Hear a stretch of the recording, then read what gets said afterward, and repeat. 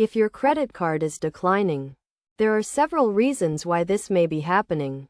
One possible reason is that you have made a large purchase, which can trigger your credit card issuer to flag your account and freeze it due to the sudden change in your spending pattern.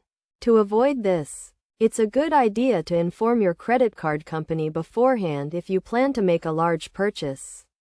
Another reason for a declined credit card is insufficient funds, which occurs when you have exceeded your credit limit.